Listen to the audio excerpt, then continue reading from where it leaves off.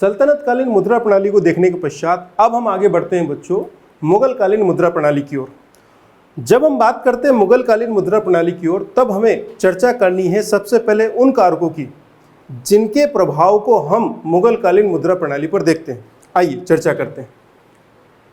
इस संदर्भ में आप सभी जानते हैं कि भारत में मुगल साम्राज्य को जो संस्थापक है वह है जहीरुद्दीन मोहम्मद बाबर।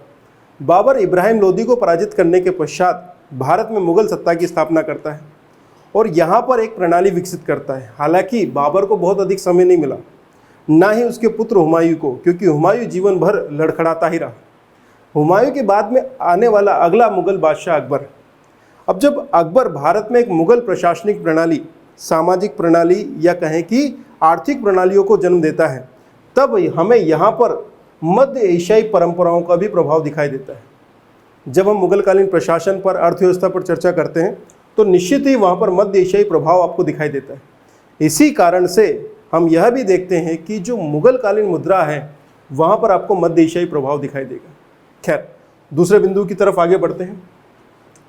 मध्य एशियाई प्रभाव के पश्चात हम देखते हैं कि भारत की जो तत्कालीन परिस्थितियाँ थी वह भी मुद्रा प्रणाली को निर्धारित करती हुई नजर आती है। कैसे? जैसे आप देखते हैं कि यहाँ पर एक राजपूत क्षेत्रीय राज्यों के रूप में अस्तित्वमान दिखाई देते हैं और अकबर जो कि एक सामाजिक संस्कृति को आगे बढ़ाने वाला था, वह भारत के गैर मुस्लिम शासकों को, उनकी परंपराओं को, उनके मूल्यों को ग्रहण करता है और वह प्रभाव हमें अकबर के मुद्रा प्रणाली में किए गए परिवर्तनों के रूप में दिखाई देता है।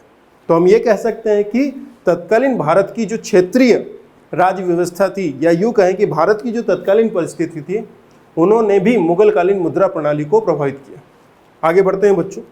इसके अलावा एक अन्य महत्वपूर्ण कारक है, वह है शासक का व्यक्तित्व। जैसे कि आप देखते हैं कि एक तरफ है औरंगजेब जैसा बादशाह, मुगल बादशाह, और दूसरी तरफ है अकबर। अकबर जहां एक सामाजिक संस्कृति को बढ़ाता हुआ दिखाई देता है, जहां पर उसके सिक्कों पे आपको राम तथा सीता माता की आकृतियाँ दिखाई देती है, राम सिया की आकृतियाँ दिखाई देती है, ये उसके व्यक्तित्व का प्रभाव है। वहीं हम देखते हैं कि यह प्रवृत्ति आपको औरंगजेब में दिखाई नहीं देगी, बल्कि औरंगजेब में आपको इस्लामिक तत्वों की प्रधानता दिखाई देगी। यह कुल मिलाकर उस शासक या उस बादशाह का व्यक्तित्व है बच्चों, जो कि उसकी मुद्राओं पर दिखाई देता है। इसी तरह से हम ये देखते हैं कि अंतर्राष्ट्रीय परिस्थितियां भी कभी कभी मुद्रा प्रणाली को प्रभावित करती नजर आती है। इसका एक क्लासिकल एग्जाम्पल है, फर्रुखशेर के समय एक ब्रिटिश प्रतिनिधिमंडल जॉन सुरमन की अध्यक्षता में आता है और वहाँ पर सुरमन कमीशन फर्रुखशेर से एक फरमान प्राप्त करता है। इस फरमान के अंतर्गत, ध्यान रखें, इस फरमान के अंतर्गत ब्रिटिश ईस्ट इंडिया कंपनी को भारत में अपने सिक्के ढालने तथा उनके प्रचार प्रसार की अनुमति मिल जाती है। अब ध्यान रखें, यह उत्तरवर्ती मुगल काल है, यह मुगल काल ही है, परंतु यहाँ पर कंपनी को अपने सिक्के डालने का अधिकार मिल गया। तो अब ये देखिए बच्चों कि इस तरह से हम समझ सकते हैं कि मध्य एशियाई प्रभाव, तत्कालीन परिस्थितियाँ, शासक का व्यक्तित्व तथा अंतर्राष्ट्रीय परिस्थितियाँ, ये वो कारक हैं जिन्होंने मुगलकालीन मुद्रा प्रणाली को प्रभावित किया। अब हम बात करते हैं मुगलकालीन मुद्राओं की। जब हम मुगलकालीन मुद्राओं की बात करते हैं तो सबसे पहले हम देखते हैं कि मुगल काल में जो मुद्रा हमें दिखाई देती है वह आपको चांदी, सोना, तांबा व अन्य मिश्र धातुओं की दिखाई देती है। यानी कि सोना, चांदी, तांबा व अन्य मिश्र धातुओं के सिक्के आपको मुगल काल में दिखाई देते हैं। वहीं दूसरी महत्वपूर्ण बात जो कि आपसे प्रश्न के रूप में पूछी जाती है कि मुगलकालीन मुद्रा प्रणाली का आरंभकर्ता कौन है। ध्यान रखें, यहाँ पर आपको नाम मिलेगा शेरशाह सूरी। अब ध्यान ही रखना है बच्चों कि शेरशाह सूरी एक अफगान शासक है, वह मुगल शासक नहीं है। परंतु जब बात होती है कि भारत में मुगलकालीन जो मुद्रा प्रणाली है उसका आधार किसने तैयार किया, वह था शेरशाह सूरी, क्योंकि शेरशाह सूरी ने रुपया नामक एक सिक्का जारी किया था। इस रुपये का, जो कि चांदी का सिक्का होता था, इसका पूरा का पूरा इम्पैक्ट आपको मुद्रा प्रणाली पर दिखाई देता है। खासकर जब आप देखते हैं कि अकबर ने शेरशाह सूरी के बहुत सारे प्रशासकीय व आर्थिक सुधारों को ग्रहण किया, तो वहां पर वह मुद्रा प्रणाली से भी सीखता है। वास्तविक अर्थों में मुगलकालीन मुद्रा प्रणाली को जो विस्तृत स्वरूप है वो अकबर ही प्रदान करता है, किंतु अकबर पर किसका प्रभाव है? शेरशाह सूरी का।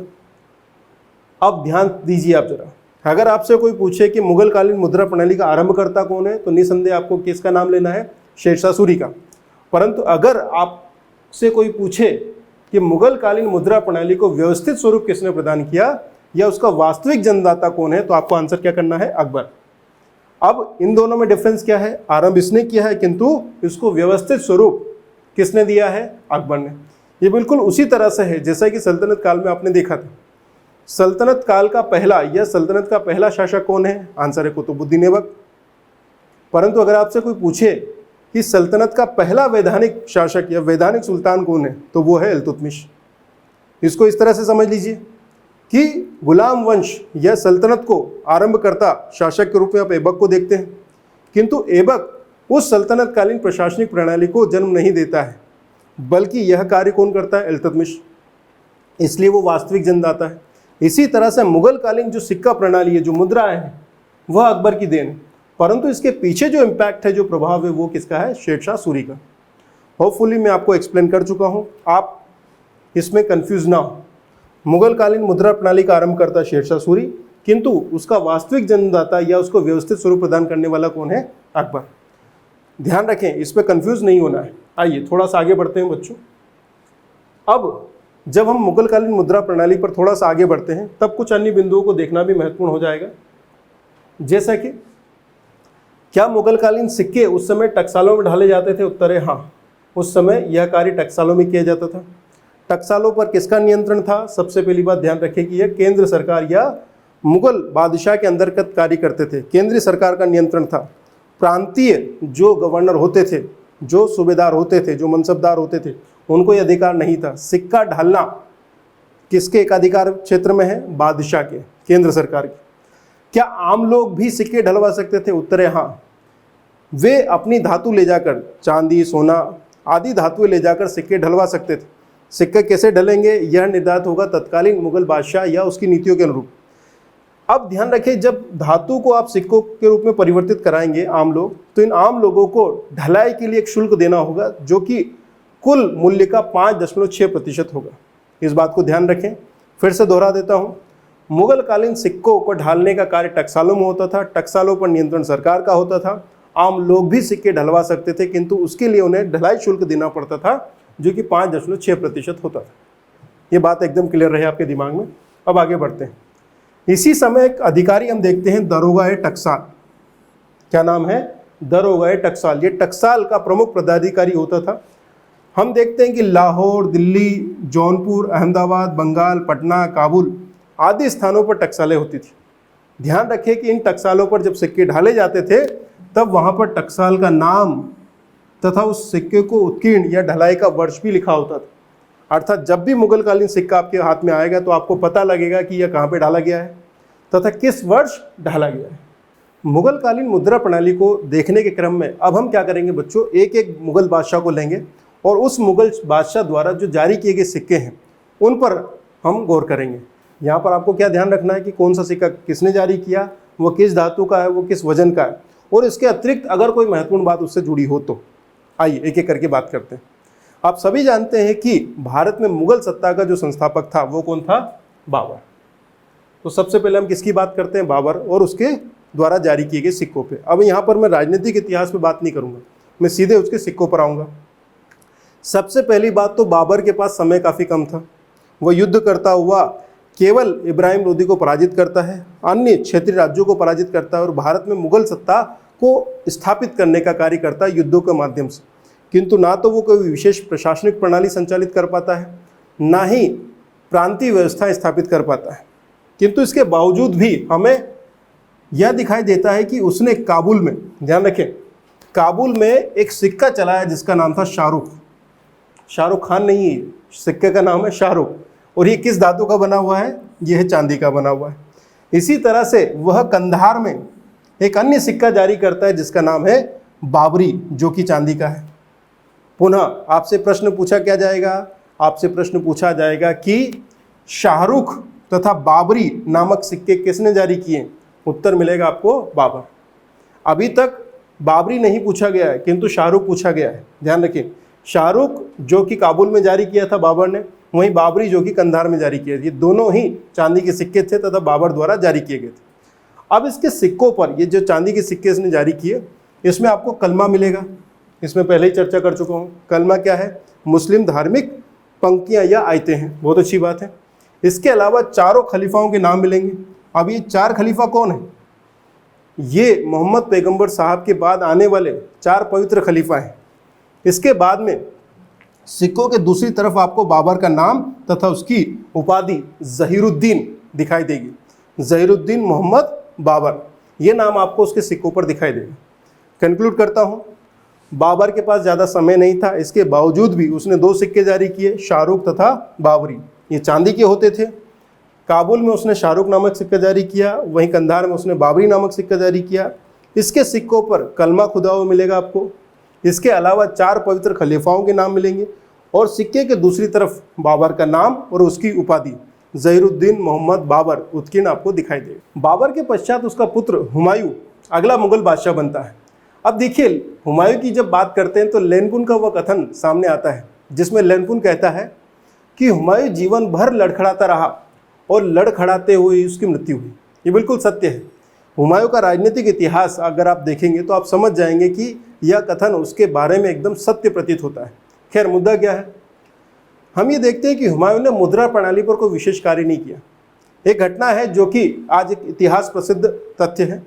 वह यह है कि चौसा के युद्ध के बाद हुमायूं अपनी जान बचाने के क्रम में नदी में गिर जाता है और वहीं पर एक भिष्टी हुमायूं की जान बचाता है।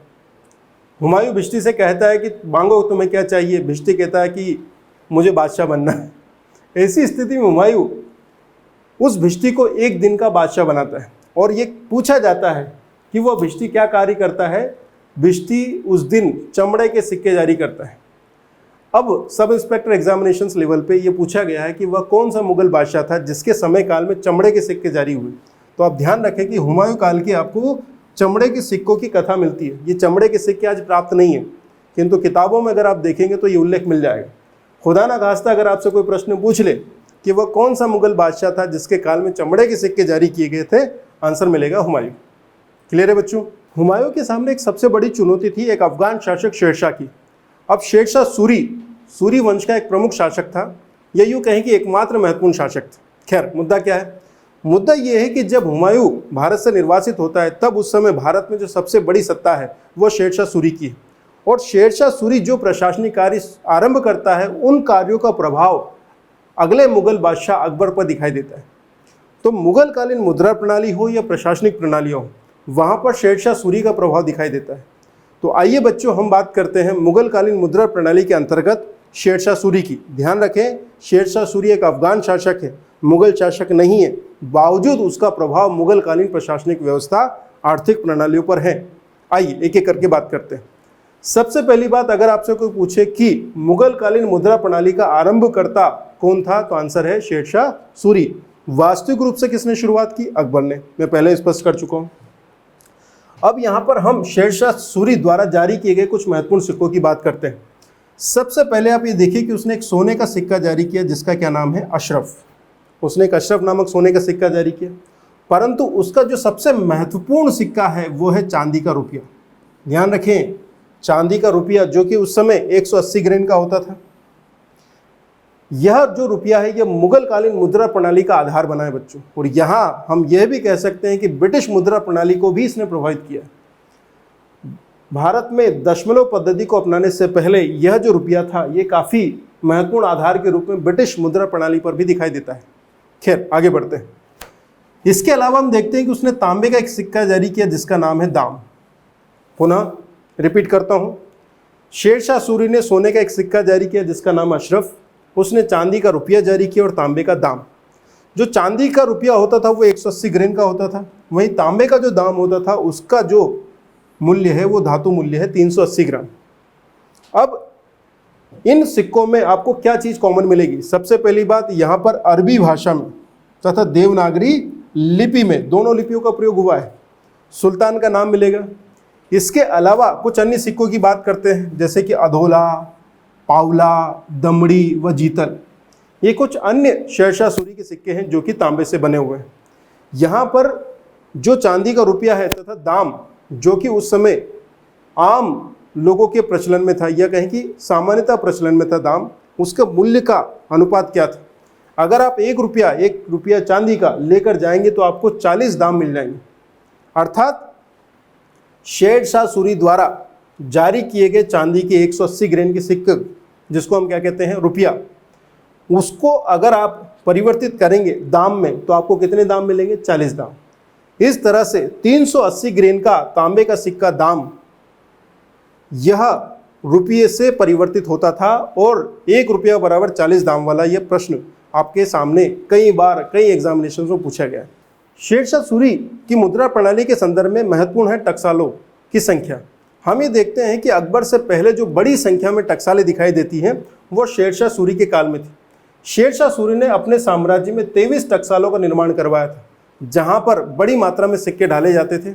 वही हम यह भी देखते हैं कि शेरशाह सूरी के समय जो आम प्रचलन में सिक्का था वह था तांबे का दाम। मैं अभी कुछ देर पहले आपको बता चुका हूं कि दाम व रुपया दो महत्वपूर्ण सिक्के थे। 40 दाम बराबर 1 रुपया होता था